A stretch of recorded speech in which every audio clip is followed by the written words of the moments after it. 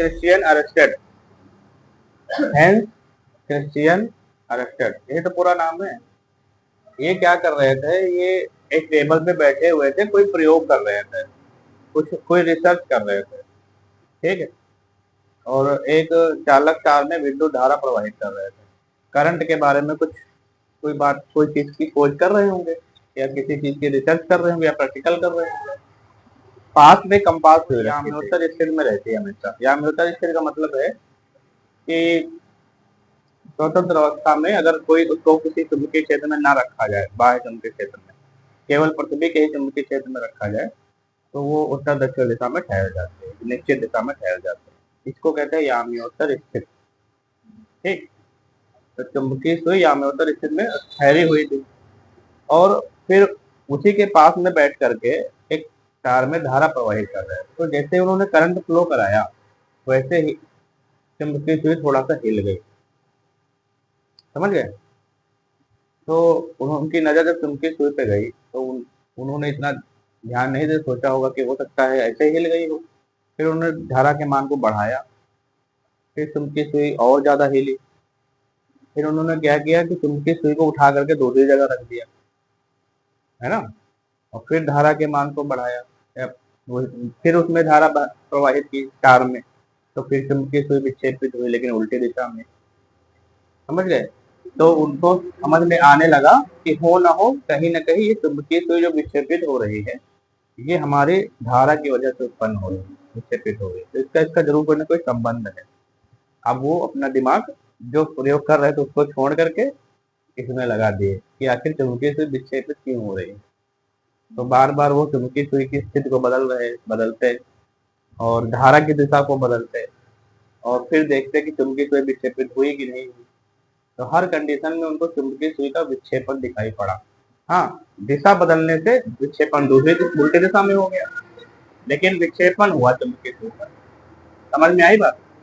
तो उन्होंने सोचा कि अगर कोई चुंबकीय सुई विक्षेपित है, तो चुंबकीय क्षेत्र में ही विक्षेपण होता है। कोई भी चुंबक या चुंबकीय सुई का विक्षेपण चुंबकीय क्षेत्र में ही होता है। और यहाँ पे चुंबकीय क्षेत्र आसपास कहाँ है, कोई चुंबक तो रखा नहीं, तो उन्होंने ढूंढना शुरू कि कहीं आसपास कहीं चुंबक तो नहीं है जिसकी वजह से चुंबकीय सुई विक्षेपित हो रहा हो। कोई चुंबक नहीं था। तो उन्होंने सोचा कि आखिर ऐसी कौन सी बात है जिसकी वजह से चुंबकीय सुई विक्षेपित हो रही है ना। फिर गहराई से उन्होंने अध्ययन किया, तो उनको पता चला कि ये जो धारा बह रही है तार में, ये धारा की वजह से चुंबकीय सुई विक्षेपित होगी। जब हम तार में धारा प्रवाहित करते हैं, तो इसके चारों तरफ खुद का चुंबकीय क्षेत्र बन जाता है। जितनी देर धारा प्रवाहित होती है उतनी देर चुंबकीय क्षेत्र बना रहता है।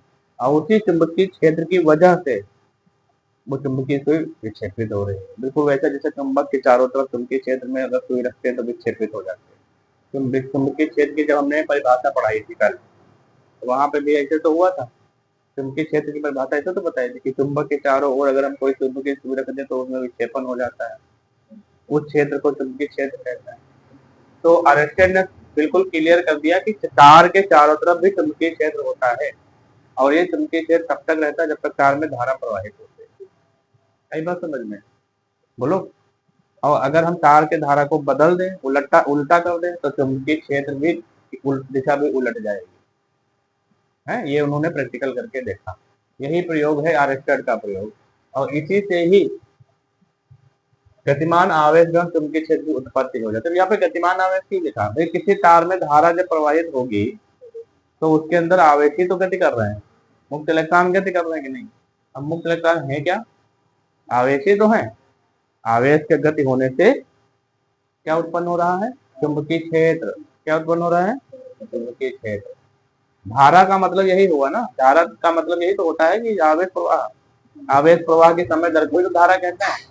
तो धारा ना कह के तुम सीधे सीधे ये भी कह सकते हो आवेश के गति के कारण चुंबकीय क्षेत्र उत्पन्न होता है ना। अगर इसमें आवेश प्रवाह शुरू हो जाए तो इसके चारों तरफ चुंबकीय क्षेत्र उत्पन्न हो जाए, चुंबक वाला चुंबकीय क्षेत्र, और कोई चुंबकीय क्षेत्र नहीं। इस चीज का प्रैक्टिकल करके उन्होंने दिखाया था, सबको दिखाया था ये बात सबके, ये प्रैक्टिकल करके।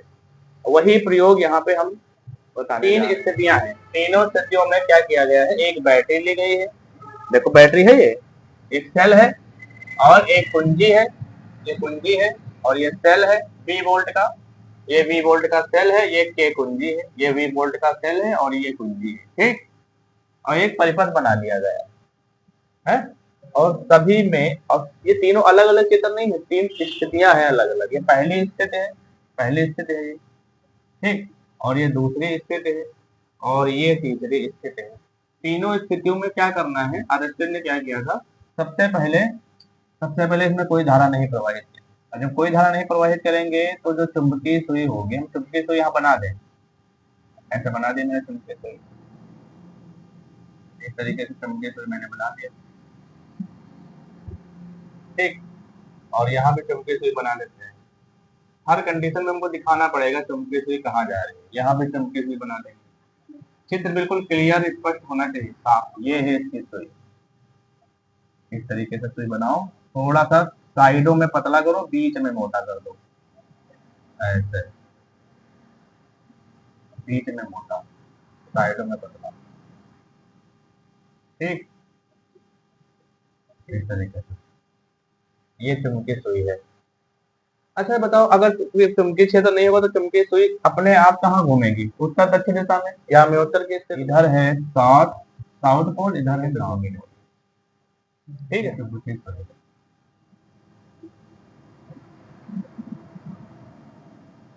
ठीक है, और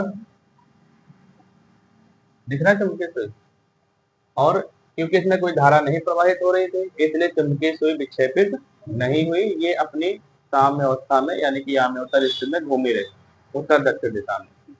फिर जैसे ही यहाँ पे स्विच को ऑन किया गया, स्विच को ऑन किया गया यानी कुंजी को बंद कर दिया गया, कुंजी को बंद कर दिया गया तो इसमें धारा बहना शुरू हो जाएगी, यहाँ से धारा निकलेगी सेल से, ऐसा निकलेगी, यहाँ से निकलेगी ऐसे, और यहाँ पे देखो छोटा सा प्रतिरोध लगा दिया गया ताकि करंट इसमें आराम से प्रवाहित हो और आई का मान अनंत ना हो जाए, शॉर्ट सर्किट ना हो।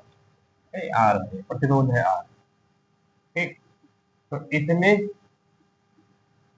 इसमें चुंबकीय सुई थोड़ा सा क्या हो गई, विक्षेपित हो गई, किस कंडीशन, चुंबकीय सुई है बीच में मोटा वाला सीधा इधर चला गया और एस वाला इधर आ गया, इस तरीके से विक्षेपित हो गई, ठीक। धारा के प्रवाह के होने की वजह से इसके चारों तरफ चुंबकीय क्षेत्र उत्पन्न हो गया, उसी की वजह से इसमें विक्षेप उत्पन्न हो गया, उलट देना है। और धारा की दिशा उल्टेगी कब, बताओ, धारा इस दिशा में कब बहेगी, जब हम इसके टर्मिनल बदलेंगे, तो इसके टर्मिनल बदल दो, इधर कर दो निगेटिव और इधर कर दो पॉजिटिव, ठीक। ये निगेटिव ये पॉजिटिव, तो धारा इस दिशा में बहने लगी, ठीक। कुंजी यहाँ पे अनबंद है। तो धारा की दिशा को जब उन्होंने पलट दिया तो क्या देखा कि चुंबकीय सुई में विक्षेपण हुआ, लेकिन उल्टी दिशा में हुआ विक्षेपण, ठीक।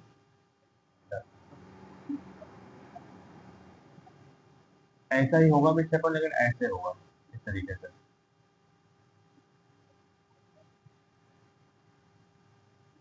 और एस वाला हिस्सा ऐसा। इन तीनों चित्रों को देख करके क्या समझ में आ रहा है, यही प्रयोग है, क्या समझ में आ रहा है कि जब तार में धारा प्रवाहित नहीं होती तो चुंबकीय सुई में कोई विक्षेप नहीं होता है, या अम्योत्तर स्थिति में रहती चुंबकीय सुई, और जब तार में धारा किसी एक दिशा में प्रवाहित होती तो चुंबकीय सुई में विक्षेपण होता है, या चुंबकीय सुई विक्षेपित हो जाती है। और अगर धारा की दिशा को उलट दिया जाए परिपथ में तो चुंबकीय सुई में विक्षेपण उल्टी दिशा में होता है, इसमें विक्षेपण हुआ है इस दिशा में, ऐसे ऐसे तो हुआ है, देखो ऐसे तो घूम गई है, और इसमें विक्षेपण कैसे हुआ है, ऐसे देखो, उल्टी दिशा है कि नहीं है, चेक करके देख लो, है उल्टी दिशा, इसमें विक्षेपण ऐसे हुआ है, इसमें विक्षेपण ऐसे हुआ है, उल्टी दिशा है क्योंकि धारा उलट गई। तो इस प्रयोग से अरिस्टोटल क्या सिद्ध कर रहे थे, ये सिद्ध कर रहे थे कि यदि किसी चालक तार में धारा प्रवाहित किया जाता है तो उसके चारों तरफ चुंबकीय क्षेत्र उत्पन्न हो जाता है, धारा की दिशा उलटने से चुंबकीय क्षेत्र की दिशा भी उलट जाती है, धारा के मान को बढ़ाने से चुंबकीय क्षेत्र का भी मान बढ़ जाता है। इतनी बातें उन्होंने क्लियर कर दी थी, और इस घटना को विद्युत धारा का चुंबकीय प्रभाव कहते हैं। इस घटना को क्या कहते हैं, विद्युत धारा का चुंबकीय प्रभाव। किस घटना को, कि जब किसी चालक तार में धारा प्रवाहित की जाती है तो उसके चारों तरफ क्या उत्पन्न हो जाता है, चुंबकीय क्षेत्र। यह घटना इस फिनोमिना को हम क्या कहते हैं, विद्युत धारा का चुंबकीय प्रभाव कहते हैं। और यही अरेस्टर का प्रयोग है। तो अब हमको ये बताइए, चित्र समझ में आ गया कि नहीं? अब हमको लिखना है खाली इसके बारे में। ठीक, चित्र बनाओ, हम यहाँ से लिखना शुरू करना है।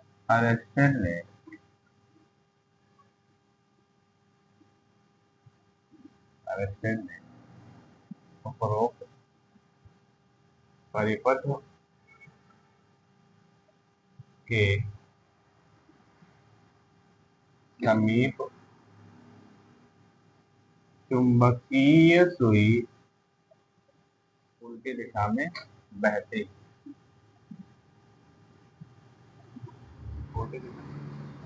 निम्न निकाले। कौन कौन से निष्कर्ष निकाले? नंबर एक, किसी यह घटना विद्युत धारा का चुंबकीय प्रभाव कहलाते हैं। विद्युत धारा का चुंबकीय प्रभाव कहलाते हैं। चुंबकीय प्रभाव, चुंबकीय क्षेत्र का मान, चुंबकीय क्षेत्र निर्भर करते हैं।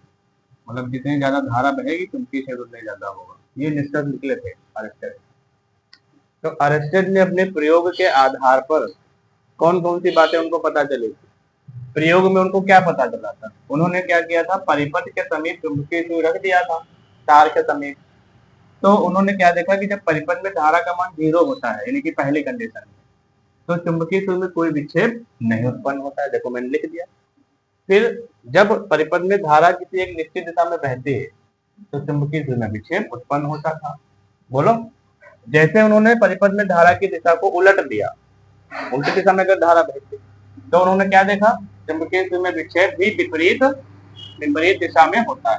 विक्षेप हुआ लेकिन चुंबकीय सुई में, लेकिन उल्टी दिशा में हुआ, इधर की दिशा में घूम गया, इस दिशा में घूम गई चुंबकीय सुई। बोलो, और यदि धारा के मान को बढ़ाया, उन्होंने जब धारा के मान को बढ़ाया या बढ़ाते हैं तो चुंबकीय सुई में विक्षेप और ज्यादा हो जाता है।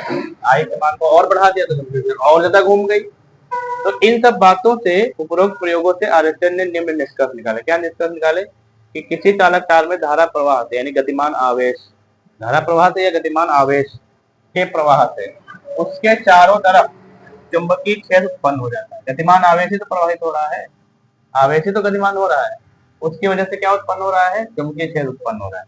यह घटना विद्युत धारा का चुंबकीय प्रभाव कहलाते हैं। और दूसरी बात, ये जो चुंबकीय क्षेत्र है, ये इसकी दिशा और इसका मान किस पर डिपेंड है? धारा की दिशा और उसके मान पर। धारा का मान जितने ज्यादा होगा और जिस दिशा में धारा बह रही होगी उसी के अनुसार चुंबकीय क्षेत्र की दिशा और धारा का मान हो, चुंबकीय क्षेत्र का मान होगा, उसी पर डिपेंड करता है। बात समझ में आई? अरेस्टेड का प्रयोग समझ में आ गया? यही बात है अरेस्टेड के प्रयोग में, यही सब बात हमको जानना है। तो अरेस्टेड ने ही पता लगाया था कि तार के चारों तरफ, धारावाही चालक तार के चारों तरफ चुंबकीय क्षेत्र उत्पन्न हो जाता है। फिर आगे बहुत सारे नियम बनते चले गए। ठीक है, ये इंपॉर्टेंट है तो लिख लो, याद जरूर कर लेना।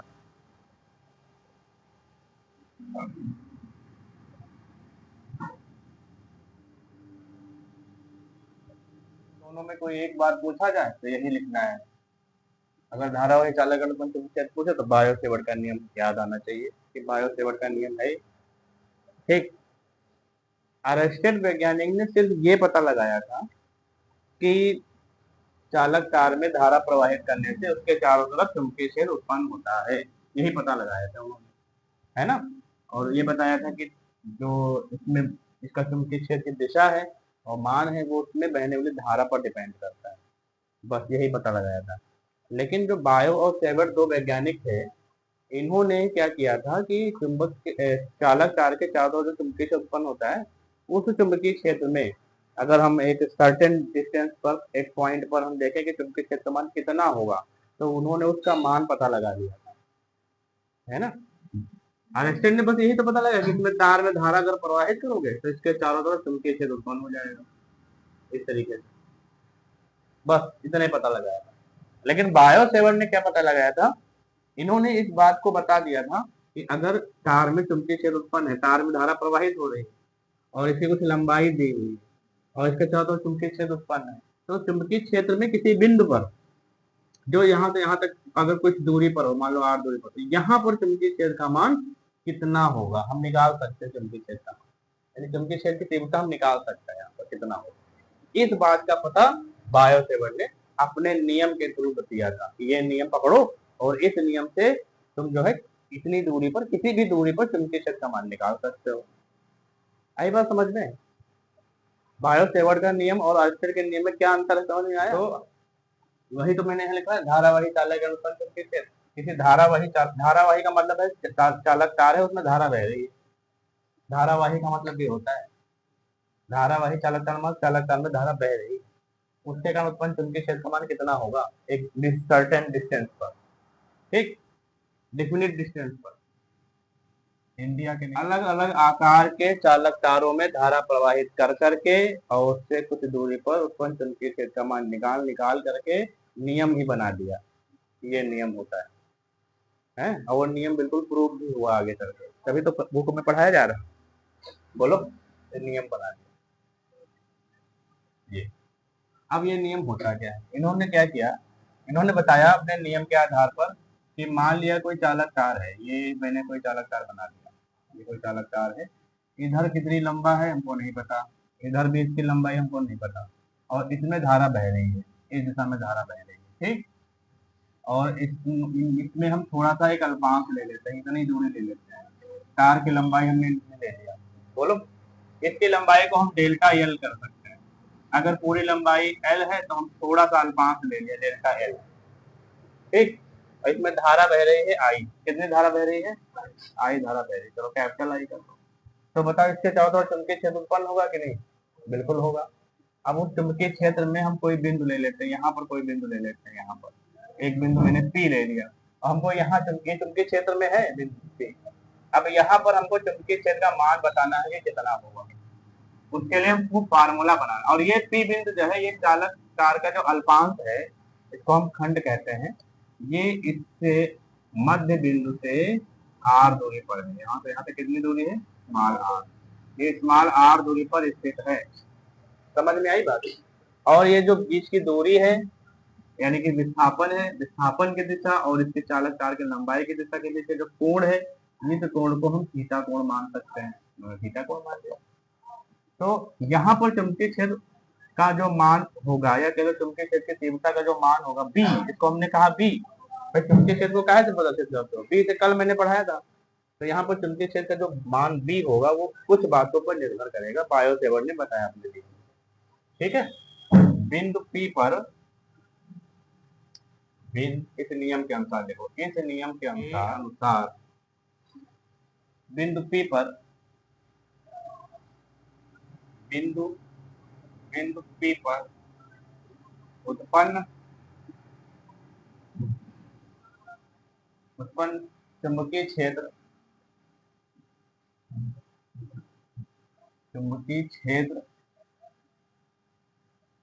का मान, चुंबकीय क्षेत्र का मान निम्न बातों पर निर्भर करता है, निम्न बातों पर निर्भर करता है। अब वो कौन कौन सी बातें हैं, बस वही लिखना है, निर्भर करता है। अब कौन कौन सी बातें हैं, पहली बात देखो नंबर 5, अरस्टेड ने जो बात बताई थी उसको लेके चलो। अरस्टेड ने कहा था कि जब धारा का मान बढ़ाओगे तो चुंबकीय क्षेत्र का मान बढ़ जाएगा, धारा का मान घटाओगे चुंबकीय क्षेत्र का मान घट जाएगा, धारा का मान 0 कर दोगे चुंबकीय क्षेत्र खत्म हो जाएगा। आई बात समझ में? इसका मतलब ये है कि यहाँ पर उत्पन्न चुंबकीय क्षेत्र इस धारा पर निर्भर है, और निर्भरता किस रूप में है, समानुपाती के रूप में है। यानी कि धारा का मान बढ़ाने से बी का मान बढ़े और आई का मान घटाने से बी का मान घटे, तो ये कौन सा संबंध है, समानुपाती का संबंध है कि नहीं है। कोई चीज का मान बढ़ाने से दूसरा भी मान बढ़े, इसको घटाने से घटे, तो दोनों एक दूसरे के क्या है, समानुपाती। इसका मतलब है यहाँ पर उत्पन्न चुंबकीय क्षेत्र बहने वाली धारा के समानुपाती है। आई बात समझ में? बोलो, तो हम लिख सकते हैं बी समानुपाती आई, लिख सकते हैं। बोलो, इसको कर दो समीकरण नंबर 1, समझ जाओगे ना इस बात को। हाँ। और फिर बायो सेवर्ट ने बताया कि दूसरी बात उन्होंने बताया कि ये जो लंबाई पर भी चुंबकीय क्षेत्र डिपेंड करता है। अब तुम इतना छोटा तार ले लो और उसमें धारा प्रवाहित करो तो चुंबकीय क्षेत्र कम ही तो होगा, और इतना बड़ा तार ले लोगे तो दोनों में अगर कंपेयर करोगे तो बड़े वाले तार के लिए चुंबकीय क्षेत्र का मान ज्यादा होगा। क्यों? छोटे तार के लिए चुंबकीय क्षेत्र का मान कम होगा, क्योंकि उसमें आवेश आवेश तो प्रवाहित हो रहा है, लेकिन आवेश कम दूरी तक प्रवाहित हो रहा है। समझ में आई बात? तो तार की लंबाई जितनी ज्यादा होगी, उससे निश्चित दूरी पर चुंबकीय क्षेत्र का मान उतने ज्यादा होगा। तो यहाँ पर भी समानुपाती का संबंध हुआ। यहाँ पर उत्पन्न चुंबकीय क्षेत्र का मान तार की लंबाई पर निर्भर कर रहा है। लंबाई जितनी ज्यादा होगी, चुंबकीय क्षेत्र का मान उतना ही अधिक होगा। इसका मतलब बी समानुपाती डेल्टा एल होगा। आई बात समझ में? बी समानुपाती डेल्टा एल, क्योंकि ये बढ़ाओगे तो ये भी बढ़ेगा, ये बढ़ाओगे तो घटेगा, ये घटाओगे तो घटेगा। तभी तो समानुपाती का मतलब होता है, समानुपाती चिन्ह का मतलब यही होता है। फिर तीसरी बात कौन सी? ये जो कोण है, कोण, ये कोण दिख रहा है, इस कोण की ज्या के समानुपाती होता है। यहाँ पर उत्पन्न चुंबकीय क्षेत्र का मान इस कोण की ज्या के समानुपाती होता है।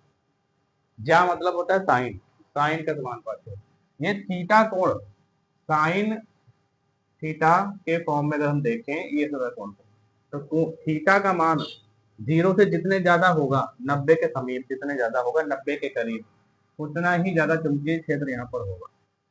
मतलब ये दूरी इस तार के लंबवत जितने ज्यादा लंबवत होगी या लंबवत होने का प्रयास करेंगे, तो यहाँ से 90 डिग्री पर चुंबकीय क्षेत्र मान ज्यादा होगा, यहाँ कम होगा, क्योंकि यहाँ पे एंगल कम हो रहा है ना। अगर चालक कार्य तो नहीं बढ़ा, तुम यहाँ पे निकाल रहे हो, इस बिंदु पर चुंबकीय क्षेत्र निकाल रहे हो, तो फिर जब यहाँ से लाइन खींचोगे तो वो तो 90 डिग्री से बहुत कम छोटा कोण बनाएगा ना।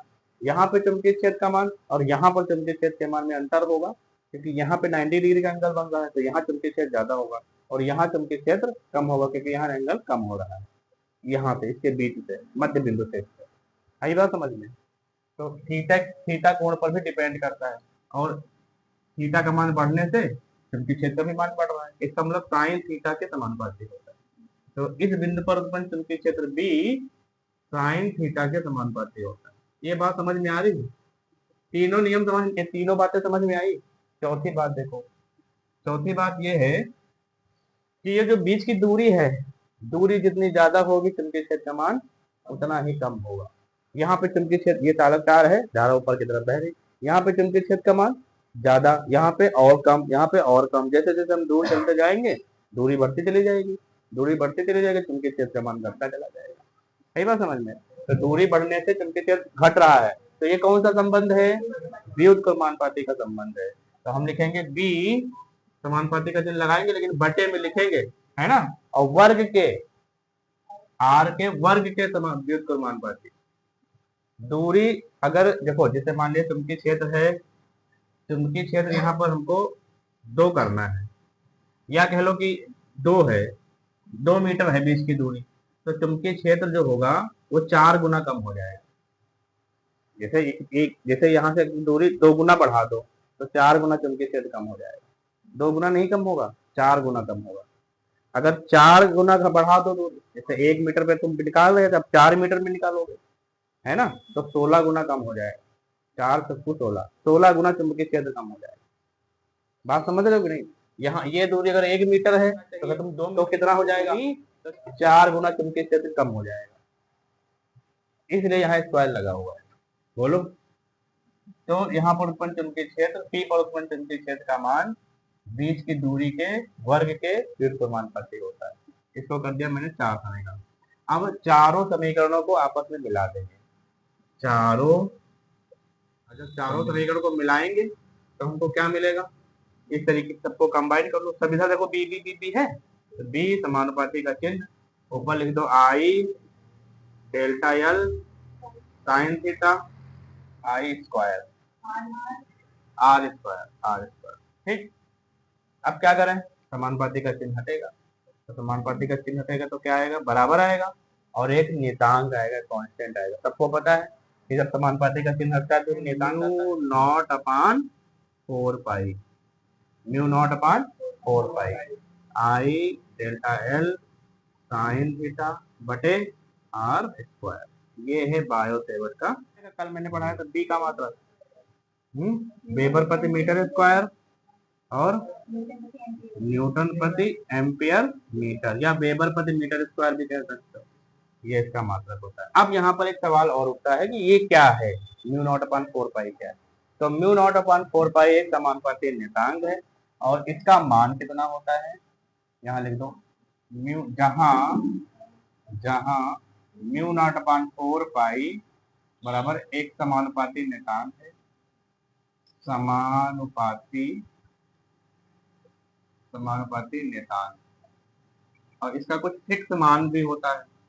इसका मान होता है, इसका मान 10 की पावर माइनस स्क्वायर न्यूटन प्रति एम्पीयर स्क्वायर होता है। समझ में आया?